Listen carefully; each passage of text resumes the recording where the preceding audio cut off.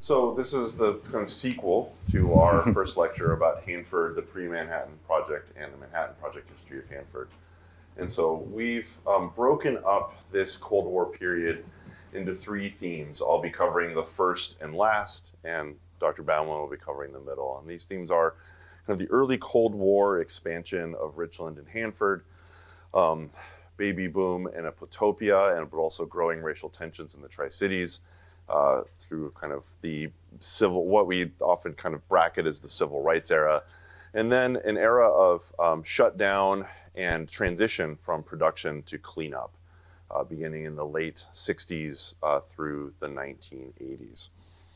So Richland, Washington, is a town completely transformed by the Manhattan Project. From 247 residents in 1940, it is a town of over 21,000 a decade later. And I figured who better to tell you about that transformation than the GE Nucleonics Department promotional video, Here's Hanford, to introduce Hanford to the wider world. This is from roughly about 1950. The story of Richland is an unusual one. The town grew almost overnight to a city in the 25,000 class. Richland changed a lot during the 30-some years the John Dams have been on the scene. Even John's old store building in what remains of the original business district has taken on a new look. The original town of Richland was founded in 1905. It consisted of some 50 homes when the government took over in 1943. Richland and the Hanford plant were slated to be shut down after the end of World War II. This, of course, never happened. The shift to permanency came when world conditions emphasized that atomic energy was the key to national security. The new city took a big step forward in 1947. Richland, the housing project, became Richland, the hometown. The plant was expanded, so was the city. Hanford and Richland were here to stay. Notice how the film, and it continues this throughout, obliquely talks about atomic energy as the reason for Richland, not really delving into more specifics about Richland.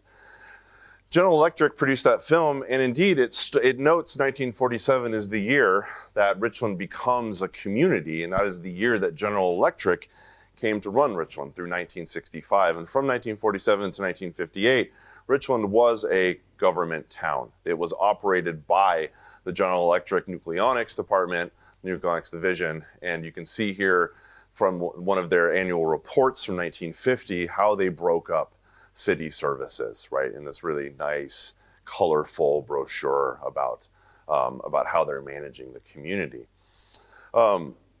But the community was one that was rapidly growing and was built, as the film notes, kind of built from the sage, from the desert. And this was a community that was booming, and it was new, and it was also had a kind of a frontier element to it. Bob will talk a bit more about that in terms of Richland's kind of attempt to define itself as both an atomic place, but also a Western space. But it's also one that really resembles boomtown and rapid growth. This next clip is a 8mm silent movie with audio from George Boyce, a gentleman I interviewed who grew up in Richland. And this clip is really striking because this is kind of the other side of what the polished GE film is not showing you that's kind of happening. That really shows the tenuousness of the community, how it's kind of struggling to have this domesticity and this kind of sense of safety and security. You can't describe to people how they had come in there and just dozed the farmland over, staked out streets, and planted houses. It was different. But there was no trees in Richland. There wasn't 3 blades of grass. You come in, you got a garden hose and a plastic nozzle. And you hose down your lot, and it immediately became a slick, slimy mud pile. was great for kids playing. Man, we could slide in the mud across there. It was really cool. And then when it dried up, it reticulated like a picture puzzle. So we're picking chunks up, and we're stacking them up and building houses. And Mom gets up and she's just madder than a wet hen, so we had to put the lawn back together.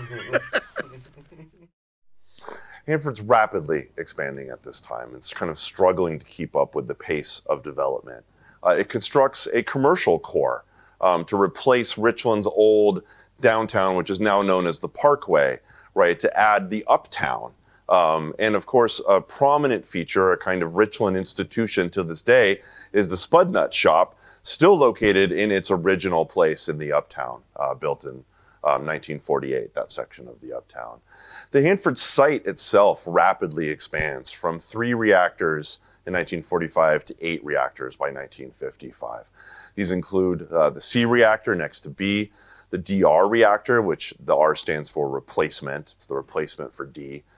These also include K East and K West. These are jumbo reactors, roughly about the B reactor was about 2,000 tubes, 2004 process tubes.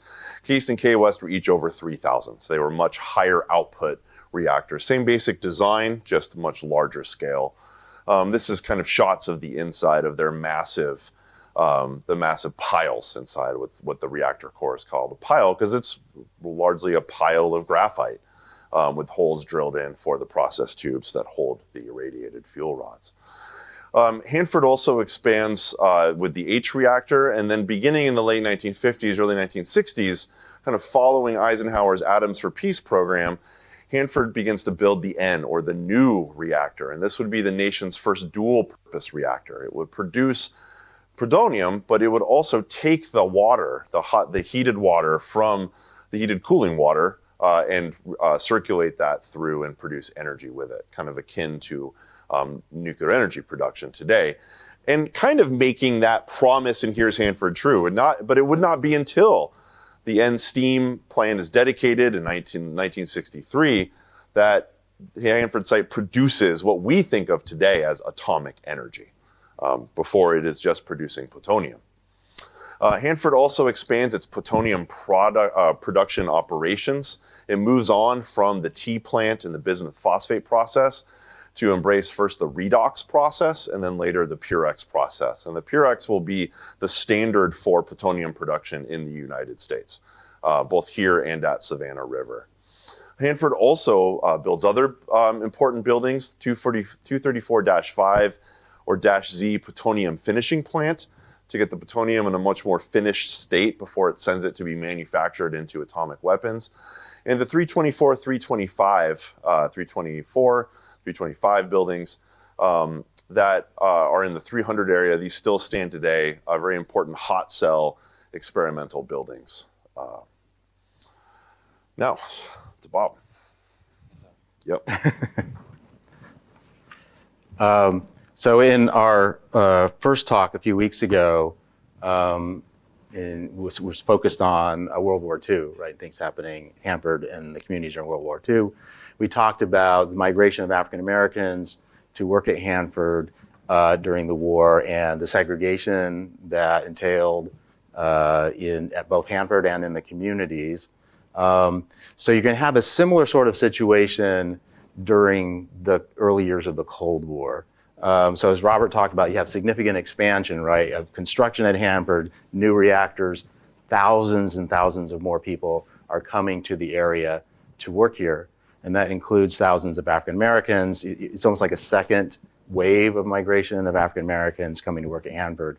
And they're going to face essentially the same sort of system of segregation that those who came during World War II faced.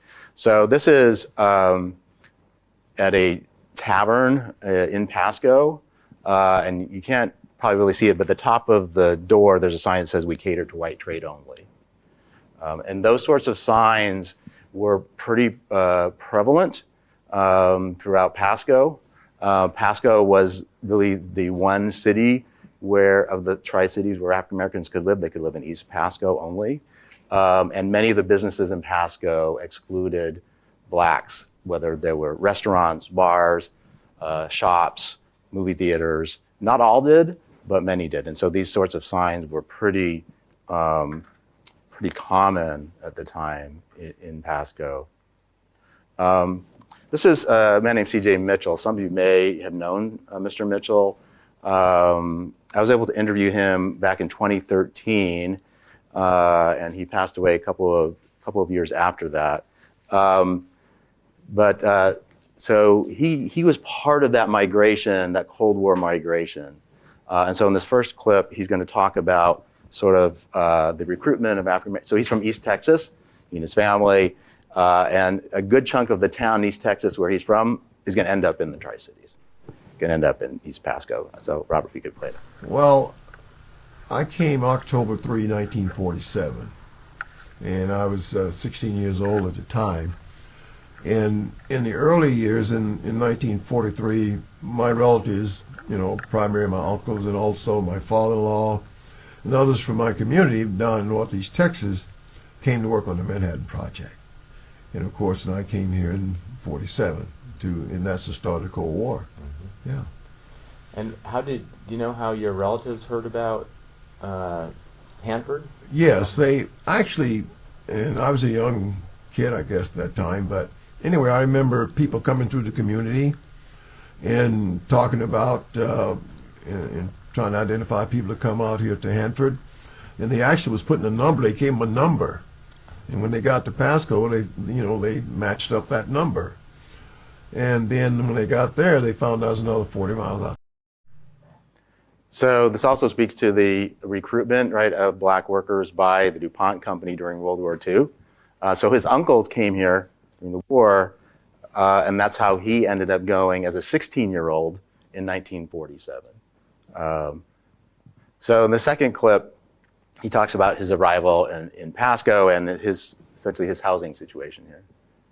Well, actually, it was really interesting because when I first came, and I got here at nighttime, which most people will tell you that. But anyway, I came into Pasco, and there was 5 of us. I had 2 first cousins, myself. I had 2 first cousins, myself, and then 2 other people from my community. And we didn't actually come out here the first day. We went to East Pasco because my relatives lived there. And we slept in a little tent about maybe 5, it wasn't even 5 feet. One uncle had a trailer on one side, the other one had a trailer on the other side with a little, I would say it's a little porch in between. And of course, our tent was just out at maybe 20 feet away, out in the yard, and that's where we slept at night. Wow. We visited during the day and then crawled in there at night and slept. How long did you sleep there? We were there for about 3 months, because when I first came, I got a job working at right up over the hill here, up on the trailer park, right up on North Richland, right here on the east side of George Washington Way. But they didn't have the barracks ready at that time, so we would catch a bus in the morning and ride out here until they got the barracks ready. So he was sleeping in a tent right from October of 1947 until early 1948, so through the winter, sleeping in a tent in East Pasco. And that was not an unusual circumstance for many African Americans who came here during the early years of the Cold War. He also mentioned that he got this job at the camp in North Richland, which was under construction. And so that kind of leads nicely into this story. So in August of 1947, again, as going back to the story Robert's telling about, this huge expansion, right, of production and construction, the Hanford Engineer Works started constructing a housing camp, basically, in North Richland. This is actually pretty close, if you've been to the WSU Tri-Cities campus, to where our campus is. The camp eventually is going to house 25,000 Hanford workers and their families, and consisted of prefab houses, barracks, sites for trailers. It was completed in 1948, so that's sort of what C.J. Mitchell was referring to, right? He's going to be able to move in there in 1948, and would house people into the early 1960s. And then So Emma Jackson is one of the people who lived in the construction camp. Which was also a segregated. Which is you can talk about as being segregated. I think this will work.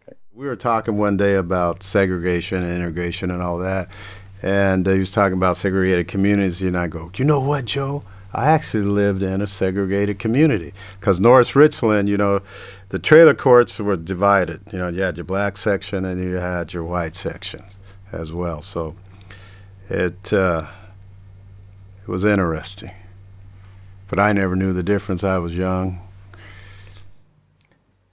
So the segregated housing situation continued into the Cold War for African Americans, whether they were in barracks, whether at the North Richland construction camp, or if they were in East Pasco. So in this next clip, Mr. Mitchell talks about wages, essentially, and the work here.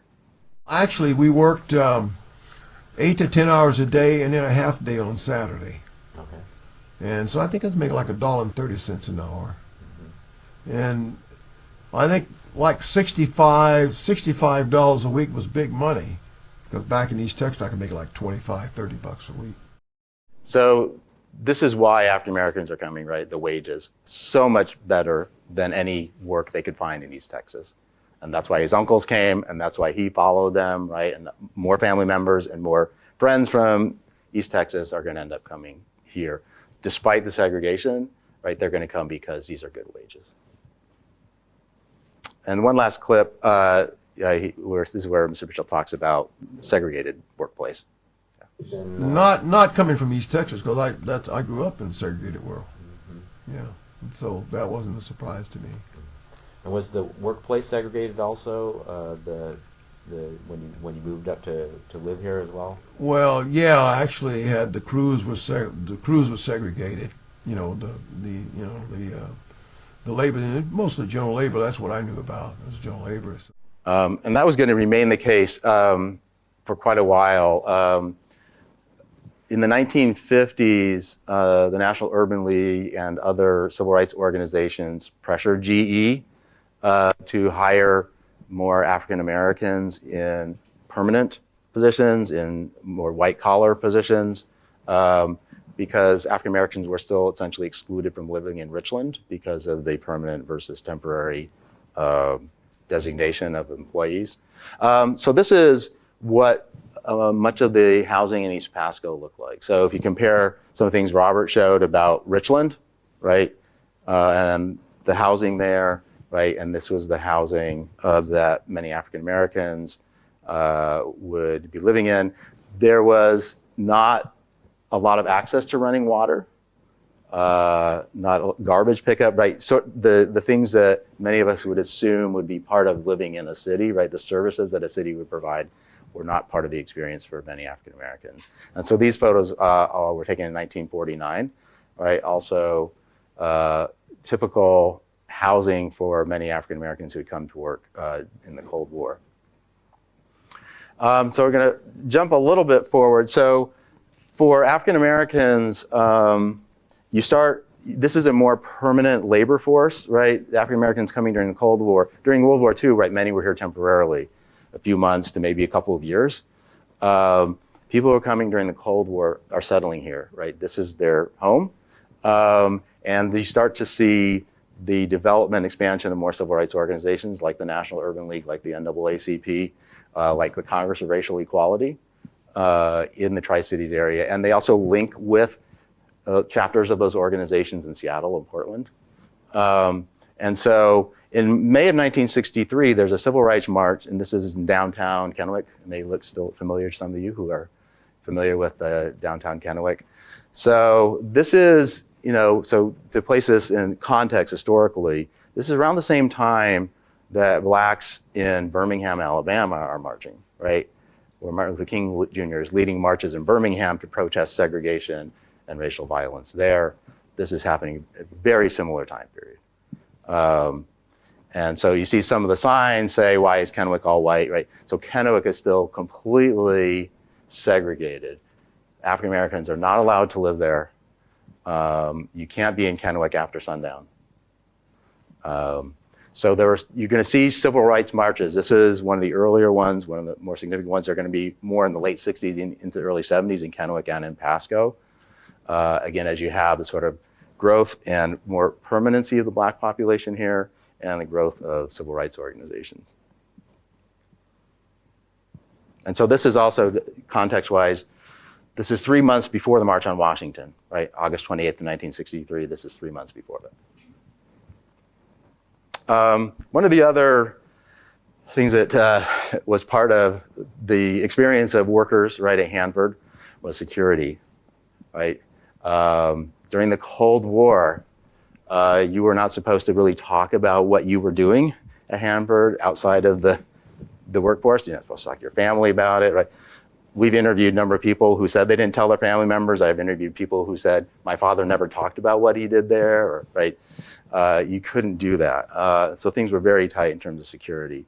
So I'm gonna play a couple of clips here. These might just play, from Joe Soldat, who came here, I think in 1947, 48, a couple of clips related to security. The funny thing happened. I had a secret clearance, GE. When Battelle took over, they decided that they didn't want to have too many secret clearances to manage. So they lowered my clearance and several other people's.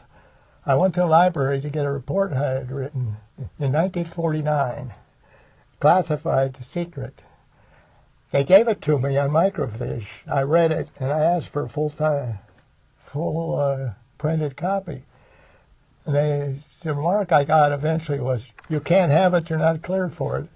I said, "What are you going to do, brainwash me?" I wonder if you could talk about how that emphasis on secrecy, security impacted your work in any way. Well, I told you what happened to me when I was working at 700. Yeah. And I got in there for 48. In 53, they renewed the Q clearances. I got called in the FBI for an interview. They said, when you were in college, that's like in 46 or 7, you attended a meeting of, I think it was SDS, which was supposed to be a communist-related organization. They had a meeting in the park. They were complaining about their treatment, and it was a big hullabaloo, and I decided I'd go down and see what was going on. Apparently, they had spies watching all these people. So they started asking me questions about that, and I explained it away to their satisfaction. They said, "Do you ever read the Communist Manifesto?" I said, "No, but maybe I should someday." All right. Another thing that was happening, in addition to the construction of reactors, and was testing of animals, right? Animal testing to see what would happen at different exposure rates, right? And so there was testing of pigs, right, and other animals. But the most significant was testing of beagles. And so I interviewed Bill Baer, who was the head of animal testing for a pretty significant stretch in the 50s and 60s, and so he talked about the use of beagles. And they wanted us to use beagle dogs. Beagle dogs were an ideal experimental animal. They had been used at Cornell University in studies there. There was a big study at Utah in which they were actually injecting plutonium and radium and thorium into beagle dogs. Down in Davis, California, at veterinary school there, they had a large program using beagle dogs for external radiation. And so beagle dogs were an ideal animal for research. And with the dogs, we taught the dogs to sit with a mask on their face. And the mask then was connected to the chamber. And the dogs were in their own little glove box, actually, attached to the main glove box, which had the aerosol chamber in. The dogs are really lovely when you train. They'll you train them to do anything if you want to. And we had so many veterinarians around. And actually, the average lifespan of our dogs, even the ones on experiment, far exceeded the average lifespan of dogs in the public sector, because they had so much care, and they had, some of them had weekly physical exams, had 24/7 care. So. And so, of course, the testing was done in part to see what impacts it would have on dogs, and the way to understand what exposure might to humans, right? I mean, so the beagles were one of the primary animals used for those. So shifting back now to some of the cultural stuff, Atomic Frontier Days in 1948, Richland held the first Atomic Frontier Days. You see, it's early September. What do you see from this, poster? What strikes strikes you as you look at this? What images? What do you think the promoters of Atomic Frontier Days are trying to get across?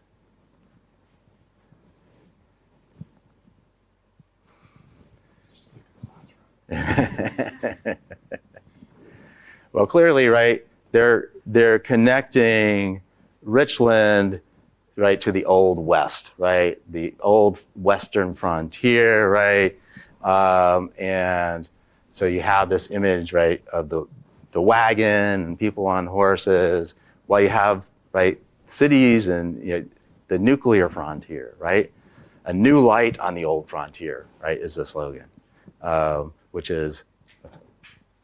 It's also interesting that it's using that Western iconography and hearkening back to the 19th century, but it's also hinting towards a post-industrial future, right? The new light, which again, they're using energy very obliquely here. They're really manufacturing at this point plutonium, but it is erasing away old industry, which is dark and shadowed, into this kind of mythologized past, a sanitized West with open spaces and cowboys and covered wagons. Right, and what's at the center here?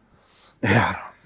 The atom, absolutely, right? What they're doing, right? What's happening in Hanford is at the center, right? So it's a belief that the atomic age is going to bring new wonders, right? It's post-industrial and Wild West at the same time. Yeah, so the Atomic Frontier Days, John Wayne is going to be the first one. And so here's some more images. It's going to become a regular community event.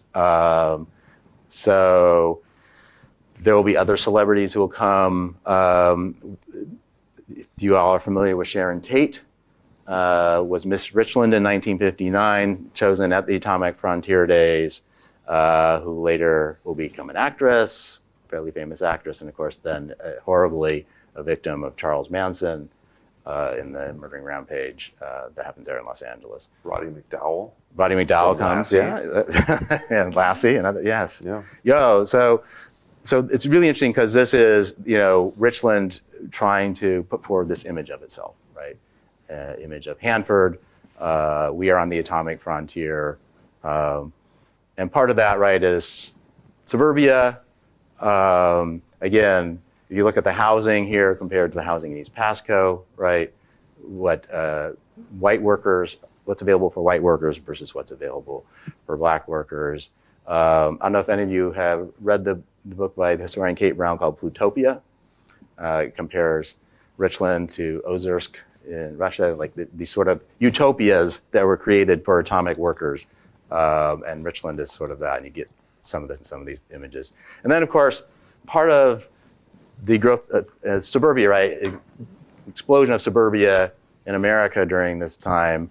I always like to tell the story of my wife's hometown. She grew up in Lakewood, California. In 1950, Lakewood, California didn't exist. There was no Lakewood, California. 4 years later, there were over 50,000 people living there. Where were they going? They were going to work at like McDonnell Douglas, right? Contractors in the defense industry. Richland was part of that baby boom. So at the peak of the baby boom, late 40s, early 50s, Richland was #1 in the country, birth rate, in 1954. It was here. And so you see this connection between American culture and atomic culture. And I'll turn it back to Robert.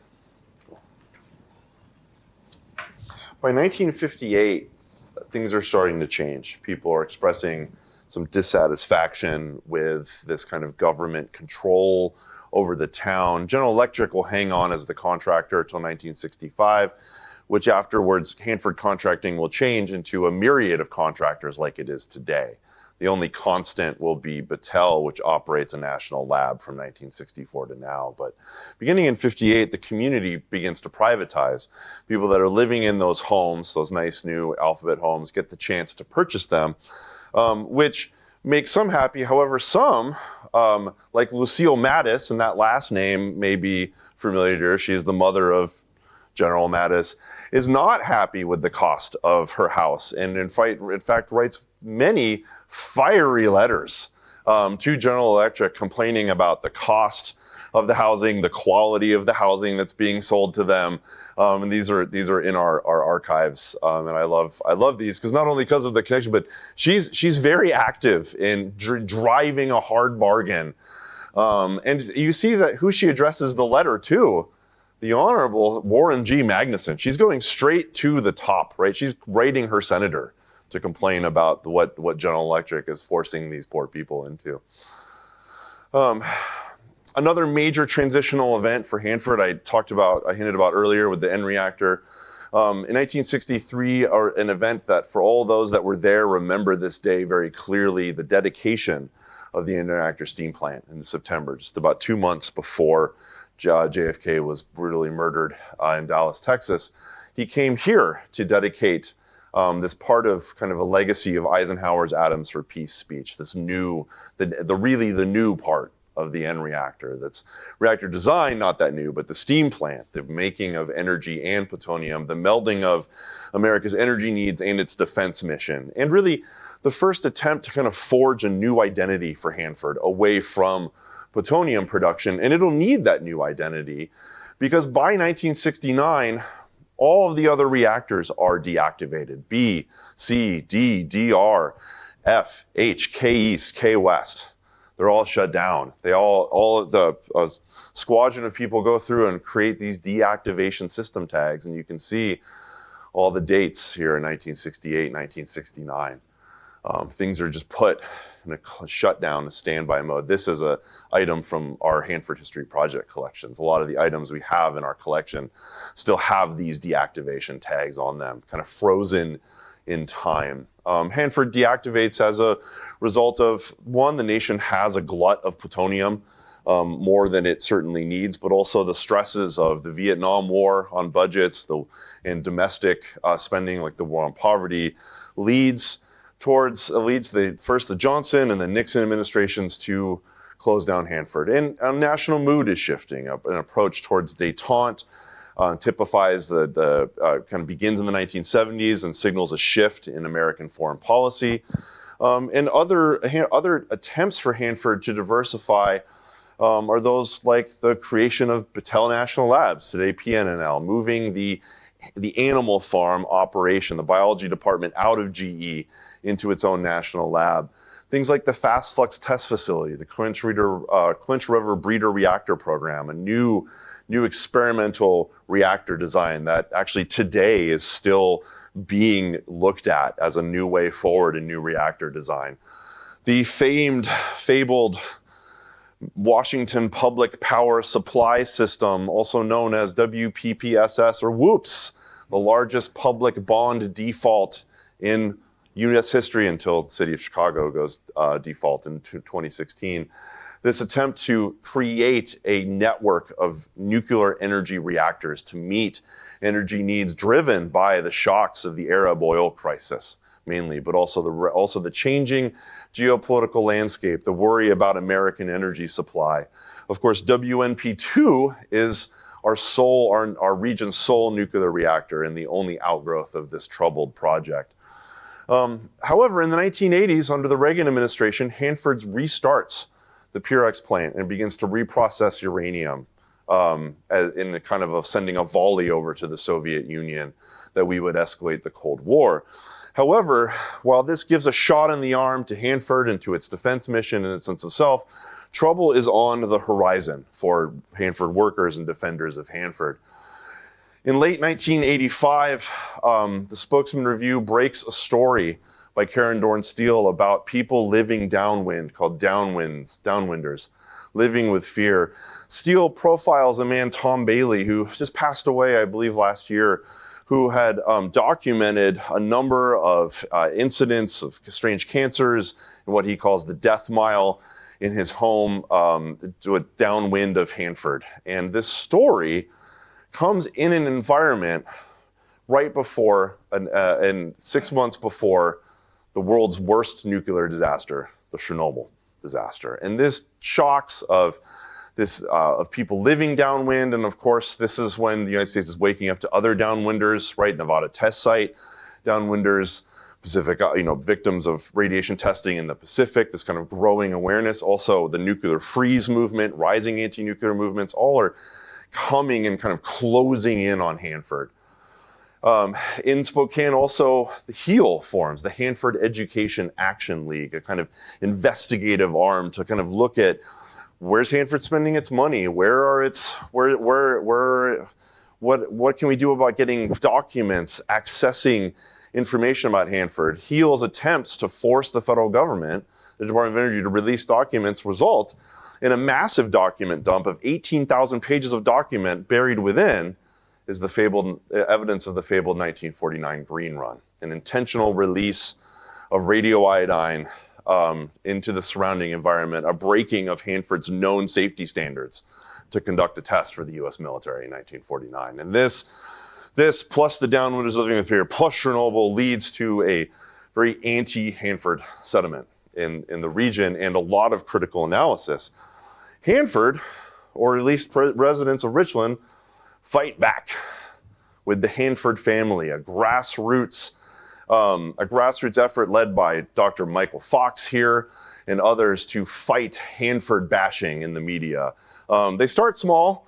They raise a few $100s to fight these much larger forces, but this is a group of Hanford workers, mostly never funded by the contractors or by the Department of Energy, but people largely worried about the loss of many things, the loss of status as workers in the defense industry, right? A challenging of the traditional narrative of the bomb as not only winning the war, but saving American lives, keeping America safe. They're worried about the economic shocks. They've already seen the Whoops project disappear. They've seen the fast flux test facility start but fail to find a mission when the Clinch River breeder reactor program is closed, right after fast flux facility starts up. They're worried about the economic decay of their cities, about the loss of sense of self, of status. And so they undergo a multi-pronged effort. They write, and they actually, what's interesting about Mr. Fox here, in this article, he talks about that he is going to take his approach from Saul Ansky's Rules for Radicals. Saul Ansky, the famed community organizer that President Barack Obama mentions as a major influence on his community organizing style, where President Obama got his start in community. The Hanford family is going to take that same track in a guerrilla grassroots campaign. They're going to write letters to the editor. They're going to start a speaker series to get out the facts about Hanford. They're going to investigate the funding of their political opponents like HEAL and the National Resources Defense Council. And they're going to stage protests to enable their goals. Restarting of the N reactor, which had gone down for some regular safety maintenance right before Chernobyl hits. End of 85, it goes down, and then when Chernobyl comes online, there's so much attention focused on N, it will never start up again, but they're trying to get it to restart. They also want Hanford to be the site of our nation's national waste repository. Congress selects Yucca Mountain.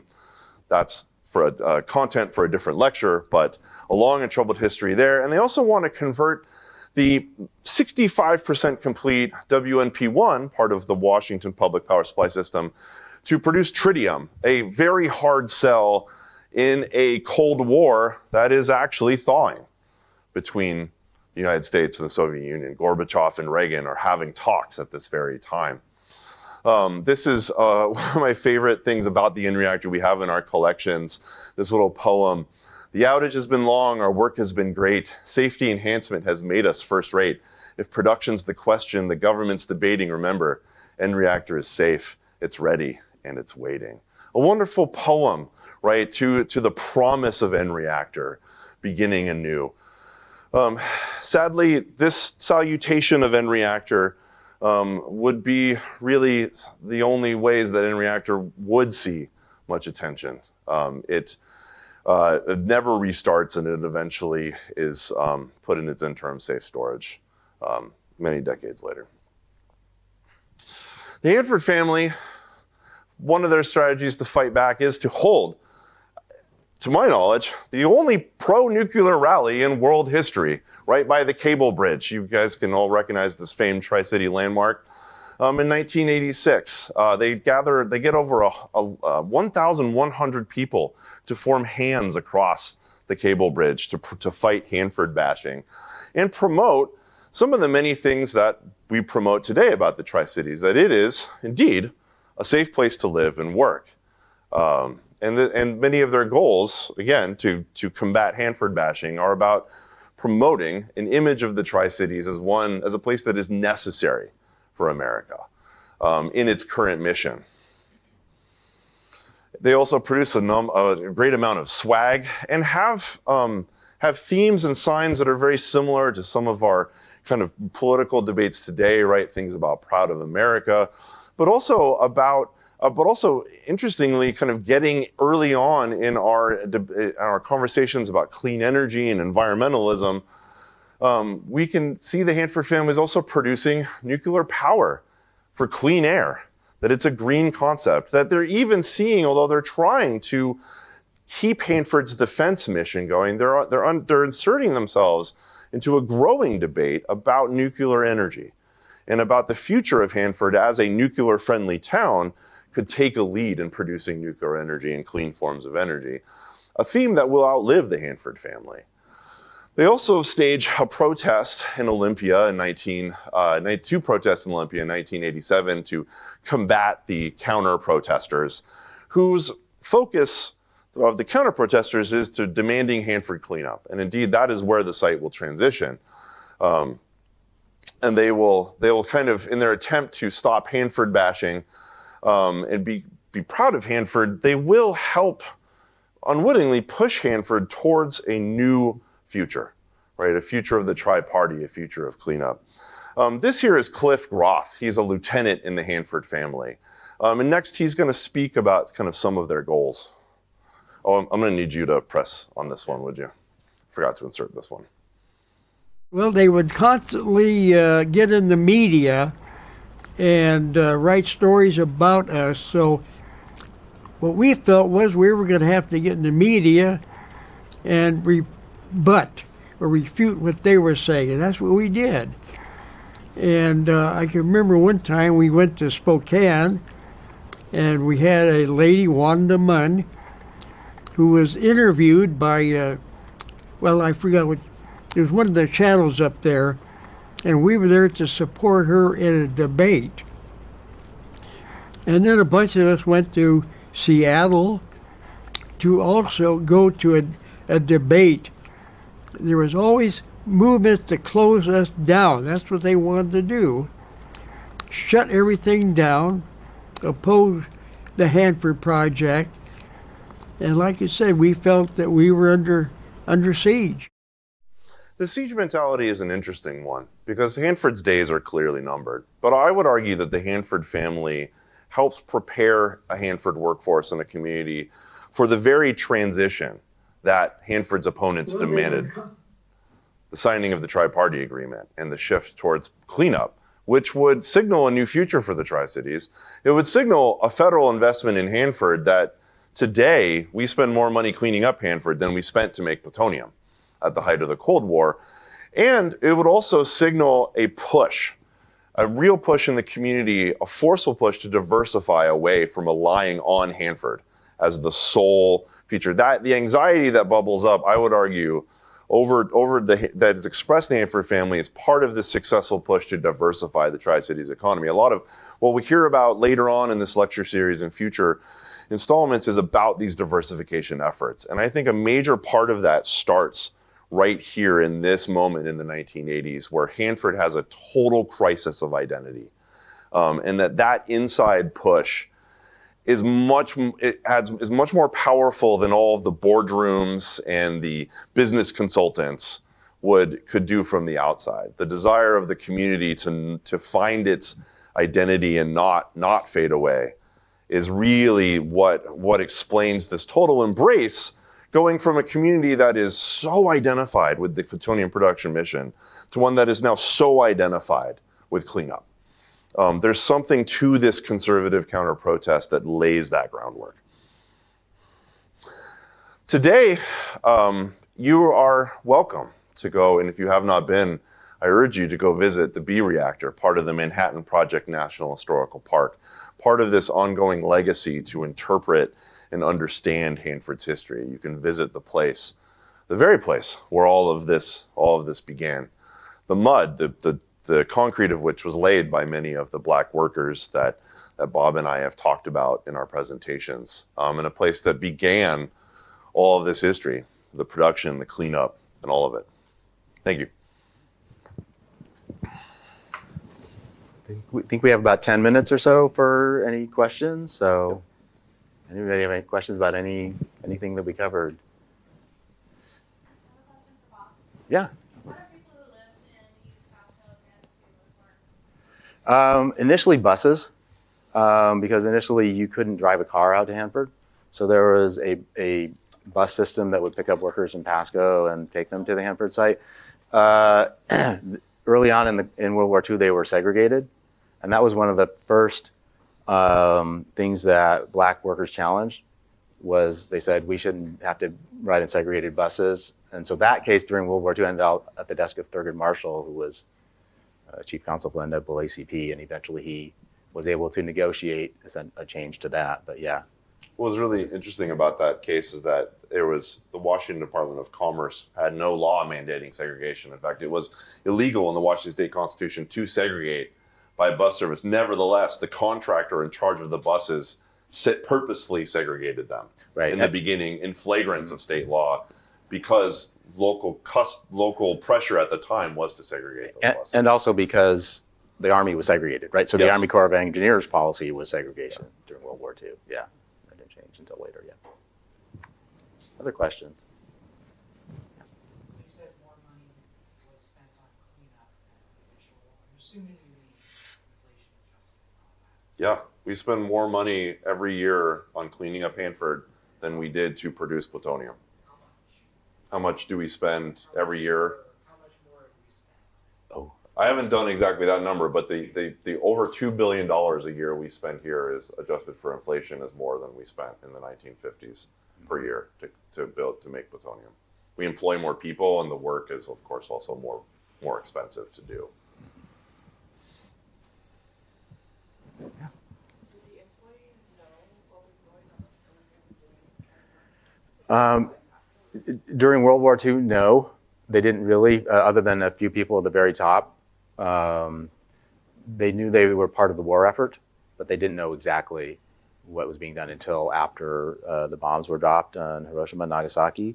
During the Cold War, yes, there was more of a sense of the whole picture because they knew at that point what Hanford was, right? But they weren't supposed to talk about it outside of work. They weren't supposed to talk about it when they got home to their spouses, to their kids, to their neighbors. It was that, and that's so secrecy was still very, very much emphasized at Hanford. So they did have much more of an understanding of what was going on, what was being produced there. And that's something in the oral histories that Bob and I have done. Something we always ran into was, even decades after the fact, a real reluctance to talk about specifics of the job, even if those things had been long declassified or were never classified at all. That culture of secrecy is ingrained.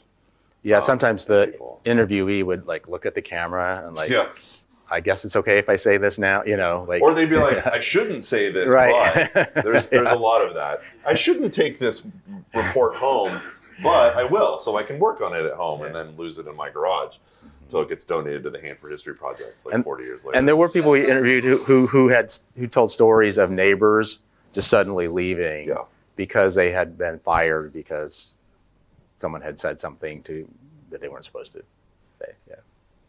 So.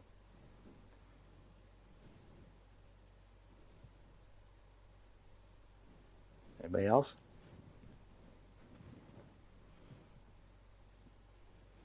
Yeah. So you talked about the change of perspective of what we wanted out of Hanford. Was there a change, like across the nation, of how we were perceived, right? Like getting to know what our area was and like what they thought we stood for or where they wanted us to go? A lot of the academic scholarship on Hanford focuses very heavily on environmental contamination and downwinders, and I think that is the general perception of Hanford by a lot of the public outside of this region, really outside of Hanford itself. There's really two narratives that surround Hanford. There's this kind of traditionalist, triumphalist narrative that you would get, say, if you take a tour of the B reactor, kind of a narrative by the Department of Energy. And then there is often a very critical narrative. And then to me as a historian, there's a big gulf in between there where both those perspectives should be in tension with each other. They both should live. It's a site of both triumph and tragedy. But there certainly is an outsider perception of Hanford. I mean, I've heard it all the time. And then I think, Bob, you have too. You go to conferences, people say, oh, is it safe to live in Richland? The joke is people from Richland glow. You know, I've had people ask me if it's okay to drink the water. You know, you get people who really have...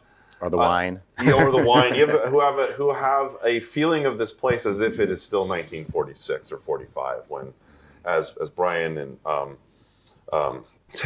Bruce, thank you, sorry, it was another beat. Brian and Bruce have talked about the real years of heavy atmospheric releases are very early on. It's been many, many decades. But there's often a perception that is still, that the waste at Hanford and the cleanup today is something that is actively threatening the health of the surrounding community, which you see that expressed in the Hanford family and their push to define Hanford as a safe place, as a family space, right, as an American space. That tension has never gone away, never. And even the nickname in some parts of the Northwest of the Tri-Cities is the Tri-Cities, right? The perspective that just try living there. Yeah, yeah. So. Yeah, Jay. What are your perspectives as historians working with kind of fractured histories, incredibly speedy growth period of Richland, but then also in the normal times and also in secret? What kind of affordances or troubles does that offer you almost in a row? Because it's unlike other histories of towns in America, right? So the history is all over the place but nowhere. Where is it? I'm just wondering your perspectives. Oral histories have been helpful, right? I think in filling some of the gaps that maybe some of the official documents, it's hard to find, I guess, in some of the official documents. So between Robert and I and others, I think in the Hanford History Project now has 300 maybe oral histories that so we've collected. Collected several hundred, over 300 at this point. We've collected. We haven't done all those. Some we've collected from other groups who Access and others who have Herbert Parker Foundation, Museum Association. But those really do help fill some of the gaps about some of the secrecy and the sort of closedness of Richland in particular. Individual donations from family members make up a really important part of our archive. Photos, home movies, so that some of that 8mm footage I showed is home movie footage, and that provides a really, along with oral histories, provide this kind of human peek into a community that actually there's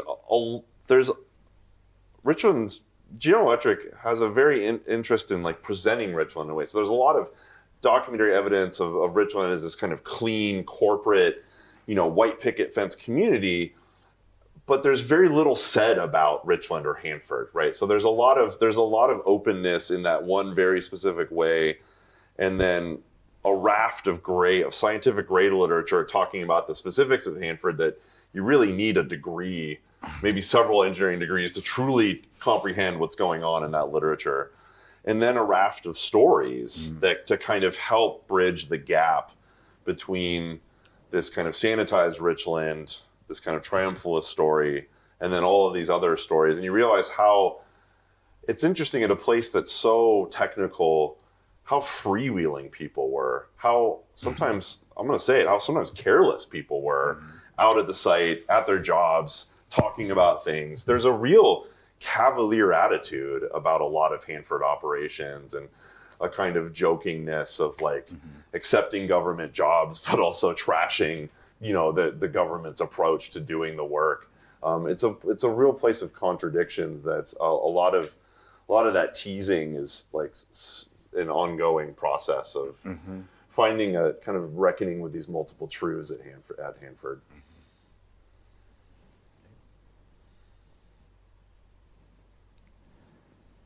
Well, I think we're out of time. Thank you very much for Thank you. your attention and your questions. Appreciate it very much. Yeah, thank you.